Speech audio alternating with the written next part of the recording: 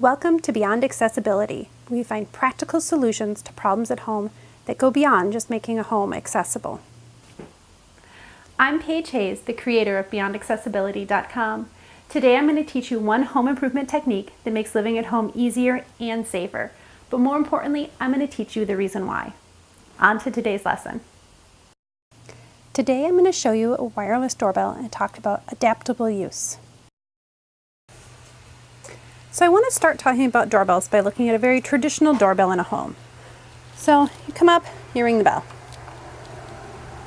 If you have good hearing, you can probably notice the bell ring inside.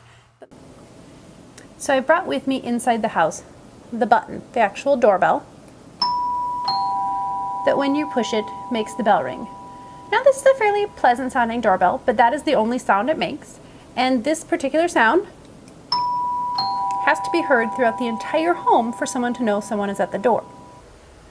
So less than 5 minutes later, I have upgraded my doorbell to a doorbell that has more options to allow it to be easier for a greater variety of people to use. When you ring it, you immediately can hear it's louder than our previous doorbell. So this is the receiver end of that doorbell I just showed you. What is nice about these receivers is they can be powered in different ways. This particular one I have is powered by being plugged into outlets, but you can also buy variations that have batteries and can be mounted anywhere or placed anywhere in a room.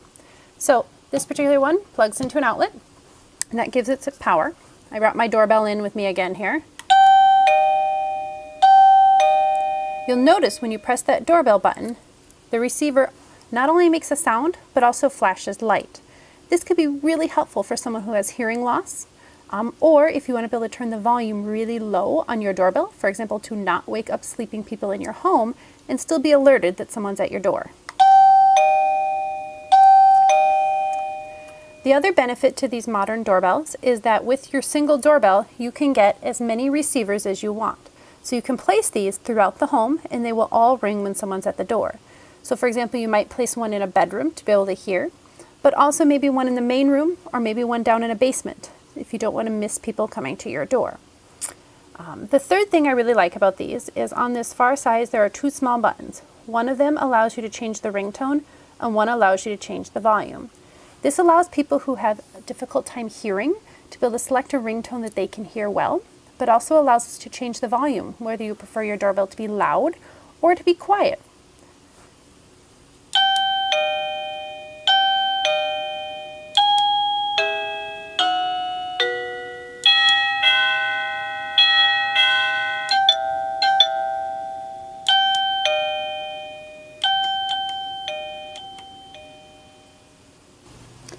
So now we're going to return to today's lesson where we talk about adaptable use.